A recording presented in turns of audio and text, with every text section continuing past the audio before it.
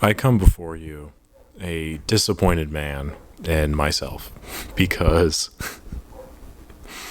I just recorded that video and there's no audio. There's no audio. So I'm re-recording it with a different mic and let's try that again. So far, these videos are off to a great start.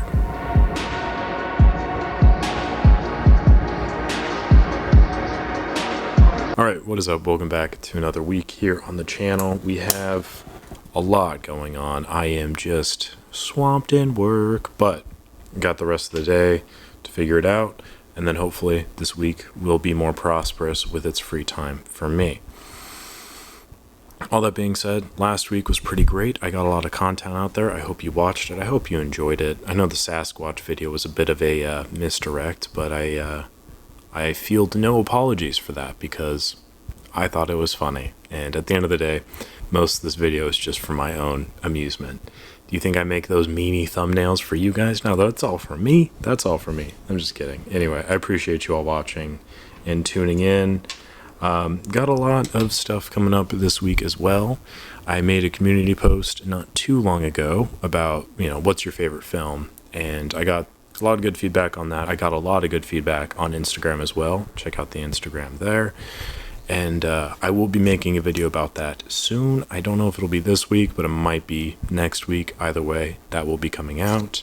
Got a couple other things coming up, some more repair stuff.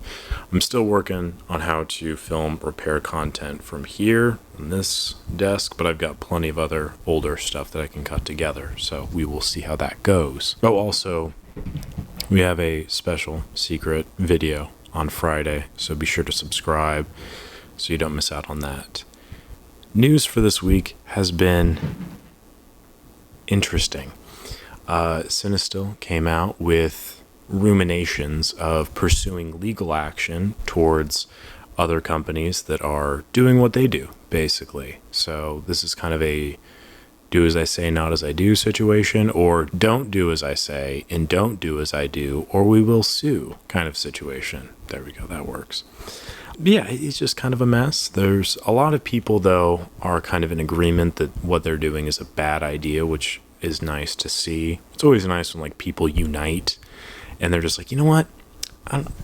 That's not good. We don't like that. I respect that. I kind of dig when that happens because it's not often in this world that we can all kind of agree on one thing.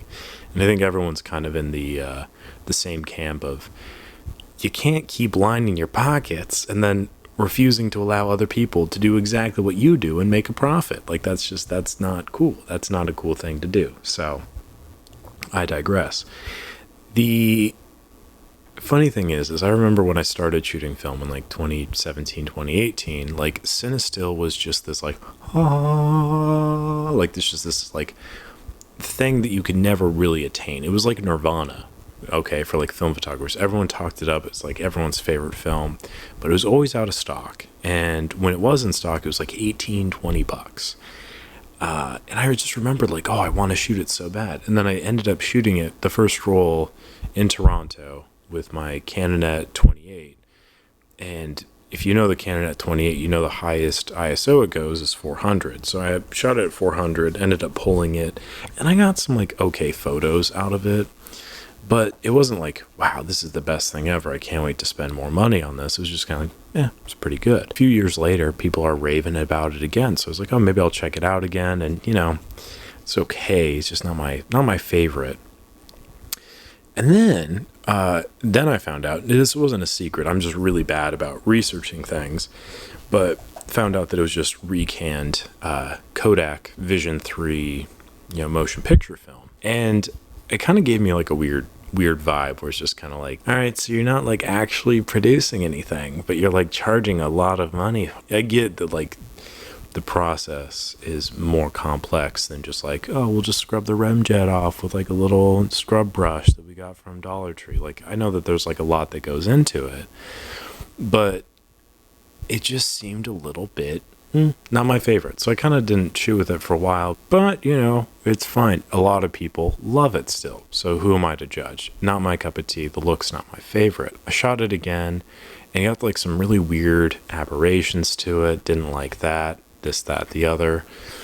And now this comes out, and I feel like partially vindicated because I've not been like the biggest proponent of Cinestill on this channel.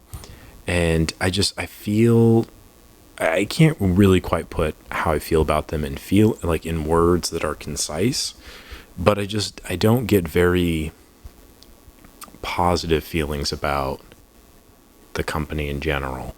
That being said, I don't really have anything past that. I do think like the maneuver is a little bit shady. I think that people should be allowed to create an open marketplace, because I think if the marketplace is dominated by one producer of film, and they don't even produce the film, mind you, but if it's dominated by one recanner of film, then Cinestill can jack up their prices however they want. There's going to be no competition. That's called a monopoly marketplace, and it's just, I mean, what are we doing here? Like, that's not cool, I don't think. And I think a lot of people agree with that opinion. This is by no means a hot take, and by virtue of this video coming out on Monday, I'm a little bit slow. I'm a little bit late to the party, so to speak. I'm sweeping the confetti off the floor. Everyone's gone home for the night. I'm searching the fridge for leftovers, but these are just the thoughts that I have. So, all that to be said, I don't really foresee myself shooting with Cinestill anymore. I think there's plenty of other options. Hop on Etsy, support someone local who does it themselves. I would say support those people the most. We kind of got a smog sitting on the mountain of gold in the Lonely Mountain situation, except the Lonely Mountain's LA, and the pile of gold is just influencer opinion. I don't suppose I will be sponsored by Cinestill anytime soon, but I suppose that's okay. I'm still waiting for that Seattle Filmworks sponsorship to come through. Ayo! Just kidding. They're not going to do that either because the company's dissolved because of other shady practices. I digress. That happened. Also, Pentax is coming out with a new camera, and this is very old news that I'm just going to revisit because it makes me happy to hear. I have the Spotmatic SP right here, one of my favorite cameras of all time, as you know if you've watched this channel. And I think if Pentax remakes these, brings this back in some fashion, they will make $1 bazillion. It will make me happy. It will really relieve the stress on me as someone that likes to repair cameras, because anytime I can't repair a camera, that's just one less camera in the ecosystem. But if they start bringing back other cameras of such quality, that'll make me happy, because more stuff, great. More competition in the marketplace, great.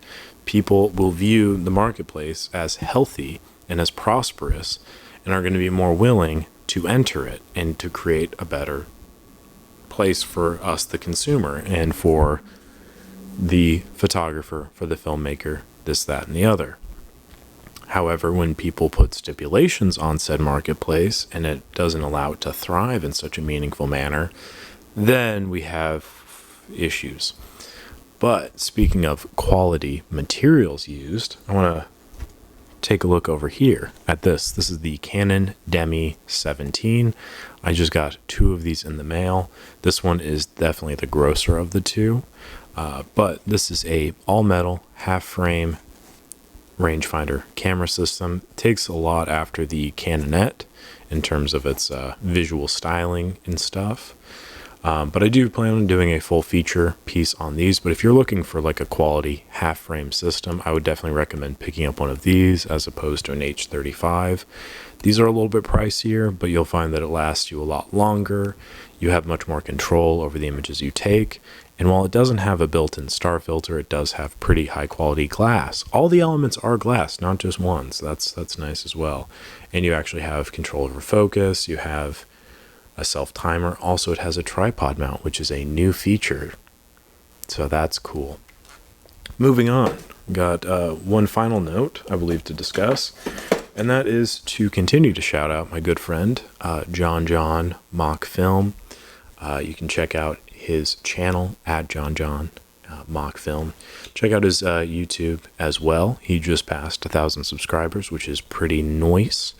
And his videos are like really high quality. Like, I definitely enjoy them quite a bit. They're videos that I watch regularly. I recommend checking him out. He also brought me this. This is a Canon FTb with a 50-1.4 lens. That was really bad. That was a bad show and tell there.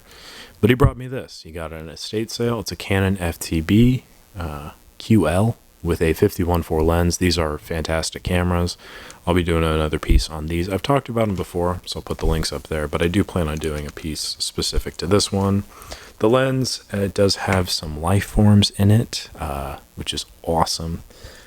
It was very kind of him though, and definitely appreciate it a lot, so I wanted to make sure to shout him out for that. I have a video coming out with him soon, within the next few weeks here. Very excited to get to work with him more in the future, but definitely want to shout him out, so check out his channel, subscribe to him, like his videos, watch them all that good stuff. I think for now that concludes our news portion. I hope that the audio is relatively okay on this one. I'm hoping to have a very successful week with lots of free time so I can get all these cameras wrapped up and shipped back out to the customers, because oh boy, I know that they're waiting and I do apologize, but we're getting there. We're getting there. In other news, might have a new job soon, so we'll see how that goes. But till then, thank you very much for watching. Appreciate it as always. Catch you on the next one. Boop.